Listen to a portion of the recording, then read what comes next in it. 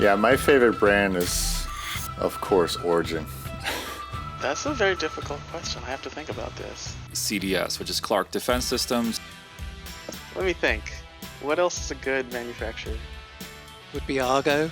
Drake. What's good other than Drake, though? No, surprise, surprise. My favorite manufacturer is an FPS manufacturer.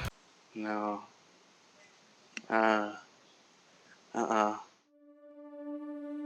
Right now, the narrative team is managing about 250 brands that cover a wide variety of areas, from consumer goods to government agencies to service providers. The reason there are so many brands in Star Citizen and Squadron 42 is that it helps the developers and the players distinguish between the form and function of an item. Basically, it helps provide color and context for a location, and it helps inform the overall history of the entire Star Citizen universe. Let's take Origin, for example. If you see that ship coming at you, it's going to probably have these sleek and elegant lines that's very visually distinct. If you're flying one, you know it's going to be high performance and probably cost you a lot. In development, let's take, for example, Argo, which up until recently only had one small little ship in its entire line, but they wanted to expand upon it. When it came to Argo, we did work on another ship. It was massive.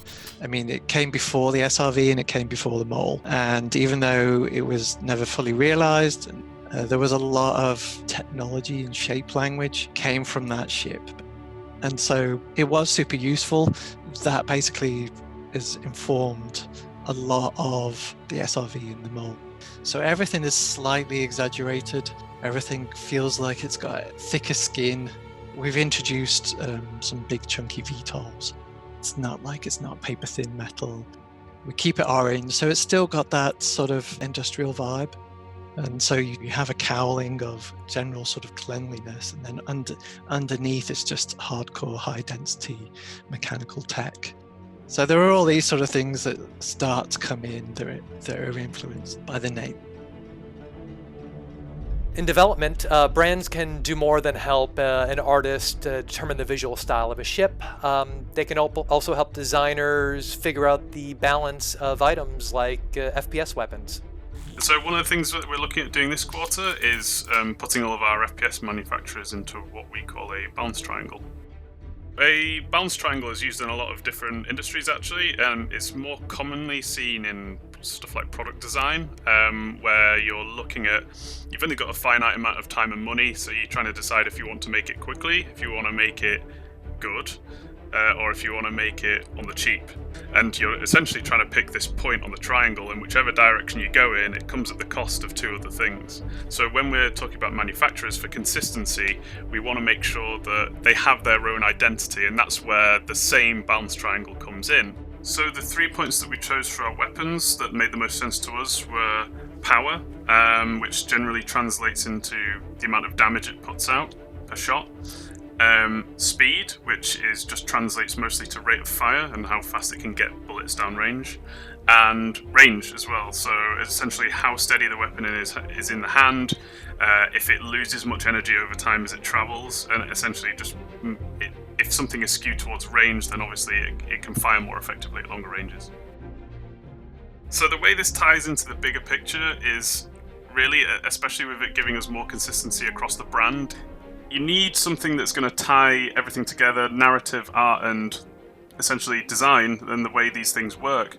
And we need them to be identifiable for everyone, kind of upon first look. So if I, for example, found a Castak shotgun, I know it's going to be about power, and I can see it on the floor. It looks like a Castak weapon. It is a Castak weapon. It's going to be about power, and all of that ties together. But as we've identified on a weapon-to-weapon basis, there are some manufacturer outliers, like, say, for the Gemini S71. It's a marksman rifle, and that will never fire faster than the assault rifles that we've got. So we're quite okay with having the odd outlier per manufacturer, kind of like a car manufacturer would, where they might try something a little bit different, and it either works out or it doesn't, but at their core, they're still making weapons that are skewed in one direction. Brands also extend past items, though. They can be groups of people. They could be something like, let's say, Ninetales Outlaw Pack. If you see a Ninetales symbol on a ship, or on a piece of armor or even spray painted on the wall in a location that may tell you to either avoid that area or head on in, depending upon whether you're friends with that group or you're enemies with it. And we're going into this level of detail because it really will enrich the game, make it feel more alive and lived in. It'll help provide context and color. It'll deepen the history to help explain how we have gone from here to there. So by doing this, we hope to make the world more familiar and relatable to players, and just in general more immersive. Because really, what's more immersive than seeing brands everywhere you look? With more than 250 corporations currently spanning everything from vehicle components to financial services to food and drink and more, you can learn all about the brands being used to inform nearly everything in Star Citizen and Squadron 42 by checking out the portfolio articles in both our monthly Jump Point digital magazine for subscribers, as well as the weekly lore posts found on the robertspaceindustries.com website, both of which have archives going back to 2012. But up next, let's look ahead at what's going on in development now in this week's Sprint Report. Putting a button on this week's brand theming, directors recently reviewed logo options for 4 brand new brands being worked on, including Spearfish, a maker of EMP weapons, Rook Heavy Metals, a direct supplier of metals and custom alloys to the UEE military and advocacy, Galavan Publishing, the Terran-based publisher of Whitley's Guide for vehicle enthusiasts, and the Navy Surplus brand offering BDUs, jackets, pants, and more that have been retired from active service. Building Blocks, the all-purpose UI system that allows our systems designers to prototype and iterate on everything from heads-up displays to kiosk screens to vehicle dashboards and more, continues to be improved on, like this recent work adding drop-down and scrollable menus to its array of tools. Now, it may seem like a simple thing, but making features that scale both visually and contextually for the tremendous volume of different screen types in the verse is no easy task.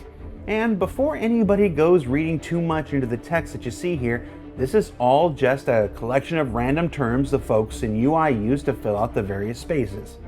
There's no info to mine here.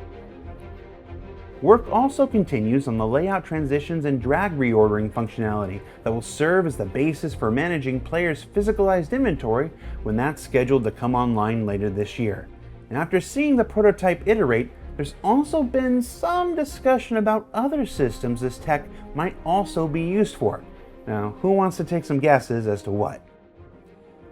Members from the Environment Art team are continuing their work adapting the gas cloud tech originally developed for Squadron 42 to be used in the persistent universe, like this test for the spacescaping of service stations that sit along Lagrange points throughout the Stanton system. Now, work like this will not only be used to bring added texture and visual breakup to the system, but it's also anticipated will add a fair number of new gameplay opportunities as well, as we continue to explore the various ways we can incorporate this tech across the breadth of Stanton's various points of interest. Work also continues apace on the upcoming cargo decks, which aim to bring new depth to cargo and player-to-player trading when they come online later this year. And while there's still some time left before players can jump in and explore for themselves, we'll continue checking in on their development via sprint reports, as we have since they were merely concept paintings.